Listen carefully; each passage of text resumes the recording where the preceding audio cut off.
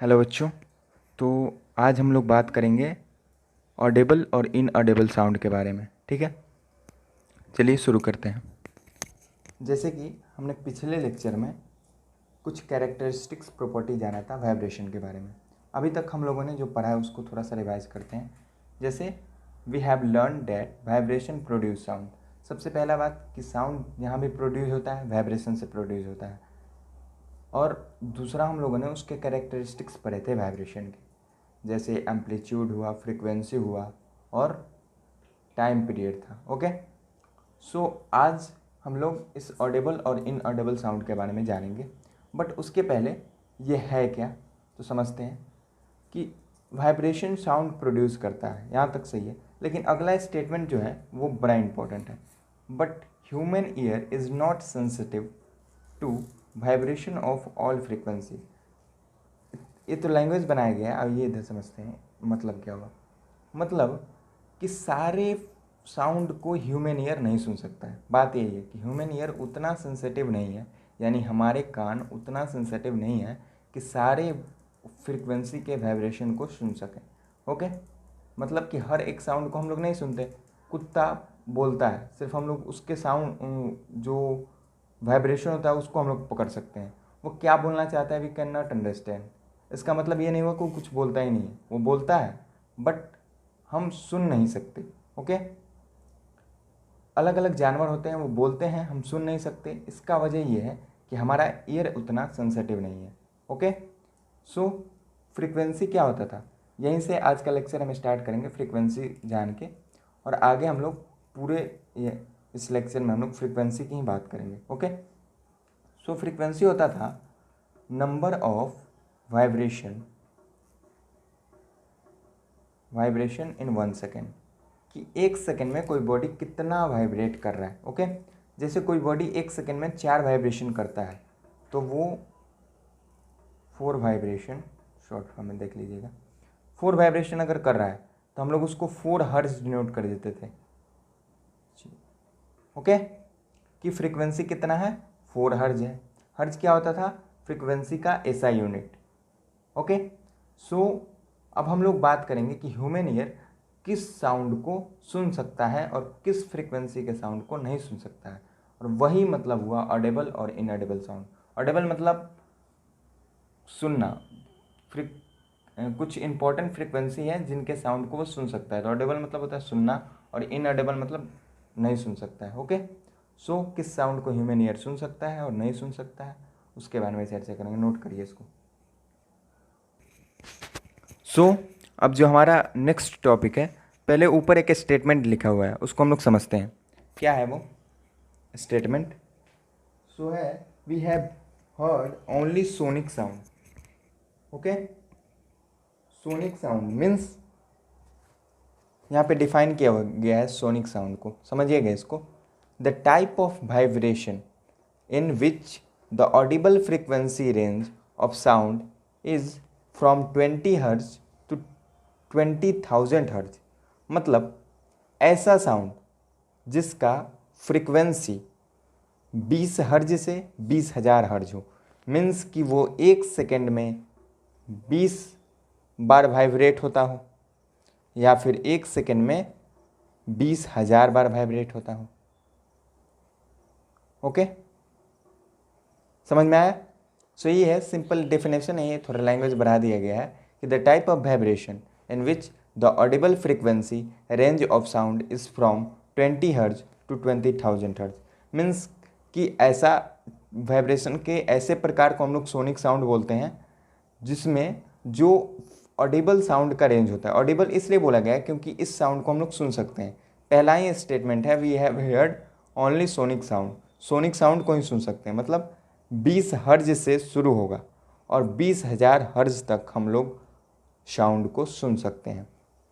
Suppose अगर frequency, suppose एक body है ए, इस बॉडी की फ्रीक्वेंसी है 19,000। ओके, 19,000 इस बॉडी की फ्रीक्वेंसी है, समझ में आया, 19,000 ना है।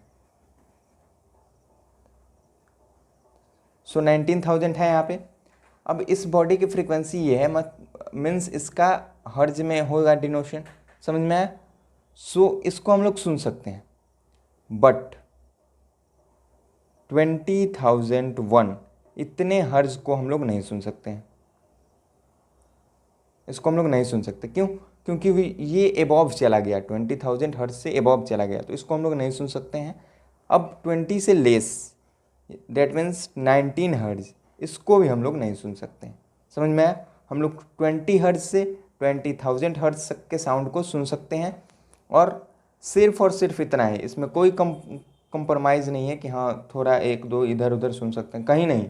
अगर पॉइंट में भी बढ़ता है फिर भी हम लोग नहीं सुन सकते, उस साउंड को नहीं समझ सकते, सिर्फ इतना ही समझ सकते हैं, सुन सकते हैं। ओके, सो सोनिक साउंड का डेफिनेशन ये रहा, इसके बारे में हम बता चुके हैं, इसको नोट करिएगा। सो अब हमारा नेक्स्ट जो टॉपिक है वो है इंफ्रासोनिक साउंड। ये क्या होता है?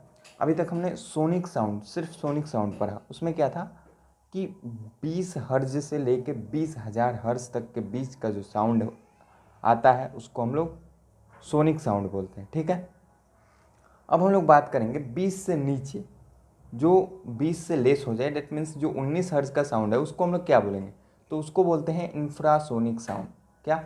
The frequency of vibration less than 20 हर्ज, यानी 20 हर्ज से कम का वाइब्रेशन हो, उसको हम लोग इंफ्रासोनिक साउंड बोलते हैं। जैसे एक एग्जांपल लेते हैं, सपोज कोई एक वाइब्रेटिंग बॉडी है ए, वो 19 बार वाइब्रेट करता है 1 सेकेंड में, डेट मीन्स उसका क्या बोलते हैं, फ्रिक्वेंसी 19 हर्ज हो गया, और वो जो काउंट होगा वो इंफ्रासोनिक साउंड में काउंट होगा। डेफिनेशन एक बार और, the frequency of vibration less than 20 हर्ज, ऐसा फ्रिक्वेंसी, वाइब्रेशन का ऐसा फ्रिक्वेंसी जो 20 से कम हो, ओके, उसे हम लोग इंफ्रासोनिक साउंड बोलेंगे। समझ में आया? एग्जाम्पल हम लोग देख सकते हैं इसको सिंपल पेंडुलम में। जो पेंडुलम होता है एकदम आराम से ऐसे ऐसे होते रहता है, टू एंड फ्रो मोशन करता है, बट बहुत ही स्लोली करता है, स्लोली के कारण वो उससे साउंड प्रोड्यूस नहीं होता।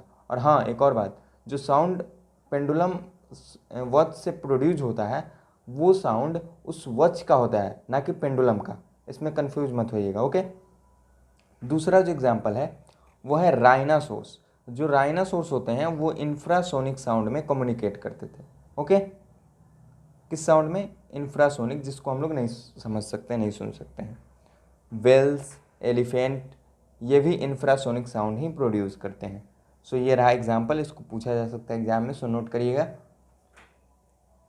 सो जो नेक्स्ट है, अभी पिछला टॉपिक क्या था? इंफ्रासोनिक। इंफ्रासोनिक के बाद अल्ट्रासोनिक। अल्ट्रासोनिक क्या होता है कि the frequency of vibration above 20,000 हर्ज। हम लोग किस हर्ज के साउंड को सुन सकते हैं? 20 to 20,000 के बीच में जो फ्रिक्वेंसी हो उसको हम लोग सुन सकते हैं, बट लेस देन 20 उसको कौन सुनता है? उस साउंड को हम लोग क्या बोलते हैं? इंफ्रासोनिक। अब 20,000 के ऊपर वाले साउंड को हम लोग क्या बोलते हैं? अल्ट्रासोनिक। समझ में आया? अल्ट्रासोनिक साउंड जिसमें 20,000 हर्ज से ऊपर हो। एग्जाम्पल क्या है कि dogs can hear up to frequency of 40,000 hertz. मतलब जो कुत्ता होता है ना, वो 40,000 हर्ज के साउंड को वो सुन सकता है। मीन्स वहाँ तक के साउंड। समझ में आया? मंकी, डियर, कैट्स, ये भी अल्ट्रासोनिक साउंड सुन सकते हैं। ये 50,000 हर्ज तक के साउंड को सुन सकते हैं। मंकी, डियर, कैट्स, इसको एग्जाम्पल याद रखिएगा, पूछ दिया जाता है कि in which of the following they can hear 50,000 hertz. 50,000 हर्ज तक के साउंड को कौन सुन सकता है? तो मंकी, डियर, कैट्स, इन तीनों में से कोई एक ऑप्शन दे देगा, पूछ देगा क्वेश्चन, तो वहाँ से आप लोग याद रखिएगा इसको। तीसरा जो है वो है the frequency range of vibration produced by bat is 50 हर्ज टू 80,000 हर्ज। अब जो फ्रिक्वेंसी रेंज होता है बैट का, बैट यानी चमगादड़, स्क्रीन में नहीं आ रहा होगा, ठीक है, कोई बात।